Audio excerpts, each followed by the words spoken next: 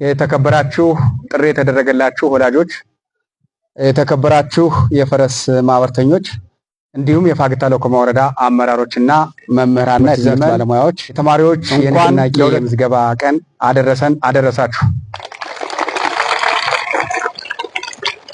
እንግዲህ እንዳያችሁት በዚህ 2 ዓመት ውስጥ ላይ በተፈጠረው በሀገራችን ቀውስ በተፈጠረው የእርስ በርስ ግጭት የተነሳ ትምህርት ተቋርጦ የከረመበት ጊዜ ነው። ይህን ትምህርት ደግሞ ለመካስ ያክል ሁሉም ተማሪዎች አንጻራዊ ሰላም እየመጣ ስላለ ማንም ተማሪ ከትምህርት ገበታው ውጭ ሳይሆን በትምህርት ገበታው ተገኝቶ መማር እንዳለበት ወላጆችም ጭምር ኃላፊነት መውሰድ መቻል አለባችሁ። ሌሎች ባለድርሻ አካላትም በተመሳሳይ ኃላፊነቱን ወስዳችሁ እያሳለጣችሁ አጋር አካላት ሆናችሁ ሁሉንም ተማሪዎች ወደ ትምህርት ገበታቸው ተገኝተው በየደረጃው በአራቱም ፕሮግራም ዘርፍ መደበኛ ተማሪዎች፣ ቅድመ መደበኛ ተማሪዎች፣ ልዩ ፍላጎት ተማሪዎች፣ ጎልማሳ ተማሪዎች በትምህርት ገበታቸው ተገኝተው ተመዝግበው ትምህርታቸውን በተገቢው መንገድ መከታተልና መማር መቻል አለባቸው። ትምህርት በሀገራችን ከፍተኛ ያለው ዋጋ ነው። ያልተማረች ሀገር የበለጸገች ሀገር አትኖርምና እኛ ነገ ዶክተር ፕሮፌሰሩም የምናገኘው ምሁሩም የምናገኘው ኢንጂነሩም የምናገኘው መምህራንም የምናገኘው በየደረጃው ያለውን የሙያውን ዘርፍ ሁሉ የምናገኘው ከትምህርት ነውና ለትምህርት ከፍተኛ ዋጋ ሰጠን ሁሉም ባለድርሻ አካላት በየደረጃው ያላችሁ የትምህርት ቤት ወመህ ቀጥስቦ መምህራን፣ ሱፐርቫይዘሩ፣ እርሰ መምህራን፣ ሌሎችም አጋር አካላት በያጭሩ እየገመገማችሁ ይህ ትምህርት ሳይቋረጥ መቀጠል መቻል እንዳለበት አበስራለሁ። በ2018 ዓመተ ምህረት ዋናው ግባችን ተማሪዎችን ማስመዝገብ ብቻ ሳይሆን አመቱን ሙሉ ከትምህርት ገበታቸው እንዳያቋርጡ ይዘን መዝለቅ ነው። እንዳያችሁት በምዕራቡ ቀጠና አንጻራዊ ሰላም የተረጋገጠበት ነው። 14ቱም ቀበሌዎች ከ11 ቀበሌዎች ወደ 14 ቀበሌዎች ተሸጋግረናል። ስለዚህ ማንኛውም ተማሪ ከትምህርት ገበታ ውጭ መሆን የለበትም ይሰጣል ማለት ነው። ይችን ሀገር ሊረከባትና ሊመራት የሚችል ደግሞ የተማረ ዜጋ ሲኖር ነው።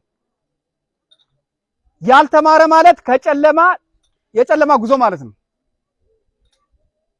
ስለዚህ በየደረጃው በሙያ ዘርፎች ሁሉ ሊወጣና ዜጋው ሊጠቅምና ሊያገለግል የሚችለው ትምህርት ሲማር ነው።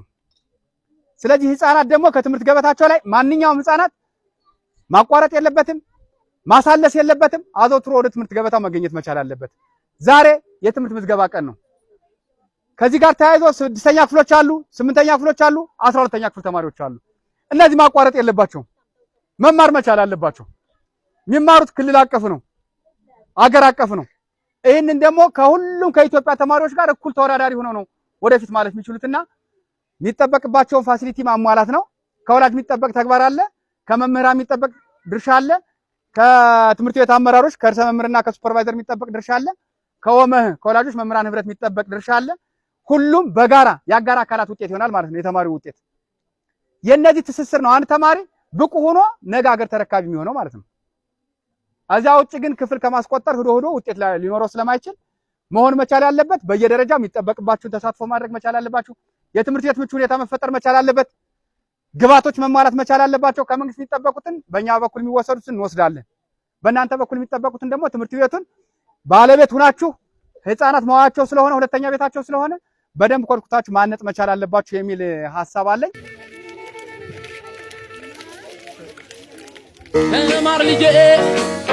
ተማር ልጄ ወገን ዘመድ የለኝ ሀብት የለኝም ከእጄ ስማኝ ልጄ ሌት ፀሐይ ነው ተማር ልጄ